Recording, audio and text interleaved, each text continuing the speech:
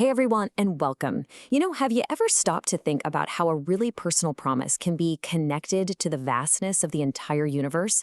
Well, in this explainer, we're going to dive into a really powerful passage from the Quran's 22nd chapter, Surah Al-Hajj. And we're going to see how it just beautifully links this intimate promise of divine care with these grand, cosmic signs of God's absolute sovereignty. It's fascinating stuff. And it all kicks off with this beautiful foundational promise. Now, this isn't just, a nice comforting phrase. It is the bedrock for everything that's about to come. It establishes this profound sense of security and divine care, a guarantee from the best of providers that every single sacrifice is seen and that no one is ever truly lost or forgotten. So here's how we're going to break this down. First, we'll start with that very personal promise of good provision. Then we're going to zoom way out to look at the signs in cosmic cycles. That's going to lead us straight to the one absolute truth at the very core of this passage. And finally, we'll see how it all comes together in a powerful message of resilience. Okay, let's dive in. All right, first up, a promise of good provision. We're really zooming in here on verses 58 and 59, which you'll see contain this incredibly intimate and direct promise to people who had endured just immense hardship for their faith. So you might be asking, who exactly is this promise for? Well, the verses are super specific. It's for those who made the ultimate sacrifice. We're talking about those who emigrated, leaving absolutely everything behind for their faith, or even those who lost their lives in that cause. And the reward? Wow, the way it's described is just beautiful.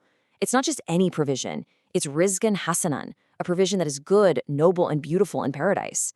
And on top of that, a pleasing entrance is promised, which scholars say is a sign of complete forgiveness and a welcome that's just filled with joy. And then, the verse seals this promise with two of God's most comforting attributes, Al-Alim, the all-knowing, and Al-Halim, the forbearing. Just think about how those two work together for a second. The message is just one of profound reassurance. God is essentially saying, look, because I am all-knowing, I know exactly what you went through. I know the sincerity in your heart. And because I am forbearing, my patience and my mercy will overlook any of your human shortcomings. It's a promise that's sealed not just in power, but in deep, deep compassion. And now, get ready for a big shift. From that really intimate, personal promise, the Quran just zooms way out, and it asks us to lift our gaze up to the cosmos. The whole point is for us to see the exact same divine signature, not just in promises, but in the grand cycles of nature that happen every single day.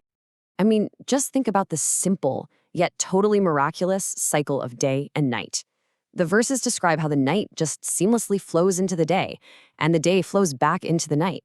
It's this perfect, precise transition that happens without fail every single time. This isn't just some random chaos. It's a sign of absolute, meticulous control. And then the passage connects this cosmic order to a moral one. The same being who oversees this flawless cycle is also all-hearing and all-seeing, perfectly aware of every single thing we do. The next sign is just as powerful. The revival of the earth itself. The passage paints this incredible picture for us. First, you have winds being sent as a sign of good news. Then they carry these heavy clouds to exactly where they need to go. Rain falls on land that was barren, dry, basically lifeless. And then suddenly, boom, that dead earth just erupts with life and greenery. This whole natural process is being presented as a powerful illustration of a core belief. You see, this revival of the earth, it isn't just a pretty thing to look at in nature. It's presented as direct proof for the resurrection. And the logic here is so powerful and clear.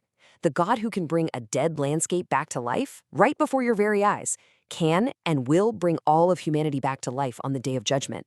The first is a sign for the second. Okay, so this all builds up to the philosophical heart of the passage, the one absolute truth. After showing us his mercy in promises and his power in nature, the verses now make the ultimate declaration about the very nature of reality itself. The central term here is al-haq, and it's so important to get this. This isn't just truth, like, a correct statement.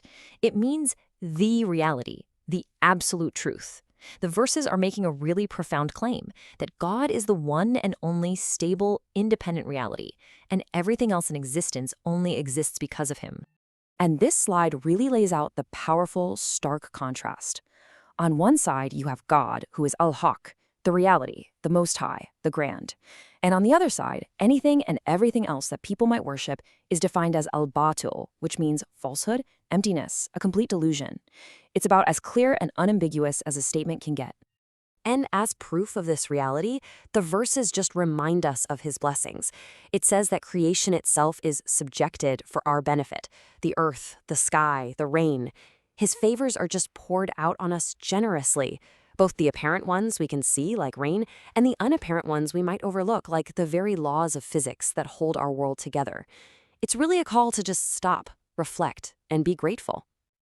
So, we've gone from this very personal promise all the way to these huge cosmic proofs. But why? What's the ultimate purpose of this journey? Well, that brings us to our final and maybe most crucial section, understanding this as a powerful message of resilience. And to really get that, we have to look at the historical moment these verses were revealed. See, these verses came down to the early Muslim community right after the Hijrah, the migration from Mecca, and you have to imagine what they were going through. This was a community that had faced intense persecution. They had sacrificed their homes, their wealth, their families, everything for their faith. So that opening promise of a good provision, that wasn't just abstract theology. It was direct, timely consolation for a people who felt like they had lost it all. And this, right here, is the ultimate takeaway. This is the genius of it. The passage masterfully connects the very personal sacrifice of an individual believer with the vast, universal, and undeniable proofs of God's power in the cosmos. It's essentially telling the person who is suffering, hey, the same God who flawlessly controls the day and the night and who revives the dead earth, he sees your struggle, and he promises you a beautiful reward. It's an incredibly powerful formula for resilience.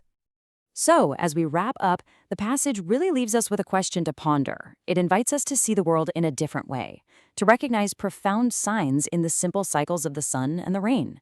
And it kind of turns that question back on us, asking us to consider, in our own lives with all the hustle and bustle, what everyday signs of precision, mercy, and revival might we be overlooking? Something to think about.